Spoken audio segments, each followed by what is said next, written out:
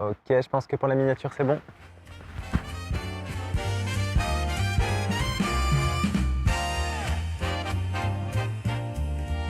Oui, allô? Oui, bonjour. En fait, c'était pour travailler de... Ah, vous parlez pas français. C'est vrai.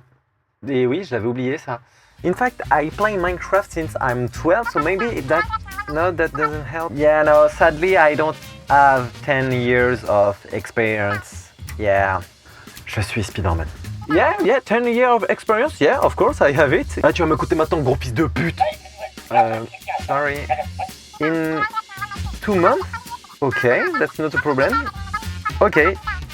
Yeah, it's Theo. Okay. I will call you back. Yeah, perfect, thank you. Yes. Yes. Ah, j'ai pas noté le numéro. Oh, je vous avais pas vu. Est-ce que j'ai trouvé un job en mine? Eh bien, vous allez le découvrir dans cette vidéo. C'est parti. Oui, j'ai réussi à aller en mine après énormément de mails envoyés et d'appels effectués. J'ai réussi à y aller, enfin. Et en 5 mois, j'y suis allé à peu près 4-5 fois, dont une mine qui s'appelait Golden Grove, voilà, à côté de Paradise Perth.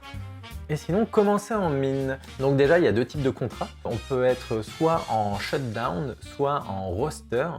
En gros, roster, c'est un contrat où tu travailles sur du long terme. Donc, tu peux travailler par exemple 2 semaines et 1 semaine de repos, et ainsi de suite. Et un shutdown, ça va être en fait une mission de quelques jours, voire quelques semaines. Et à la fin de ton contrat, bah, t'as pas d'autre taf. Donc il faut continuer à en trouver.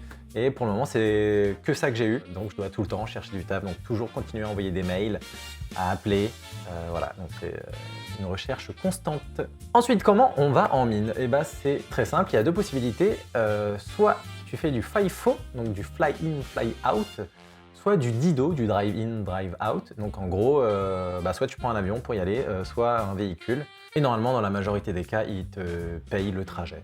Et donc dès que tu arrives, tout dépend de la mine où tu es et du travail que tu as à faire. Donc moi, j'étais en trade assistant. J'assiste les personnes qui ont un trade, donc une spécialisation du style soudeur ou mécanicien. Et le taf consiste tout simplement à les aider à prendre les outils, mettre du produit sur des gros boulons, déboucher des gros tuyaux comme de la mousse au chocolat dedans, enfin c'est très bizarre. Et aussi parfois installer des tuyaux pour Mario et Luigi, tout simplement.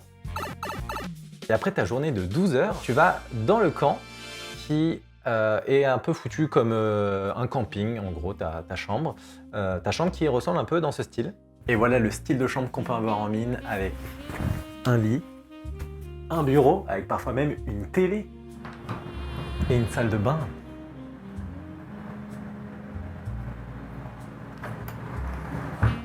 Et après, très important, la nourriture. Et pareil, ça va dépendre du camp où tu te trouves. Donc vraiment, des fois, ça va être pas ouf et des fois, ça va être ok.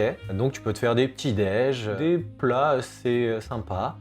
Et bien sûr, tu te fais ta barquette pour le midi, parce que tu retournes pas au camp le midi. Et maintenant, parlons argent.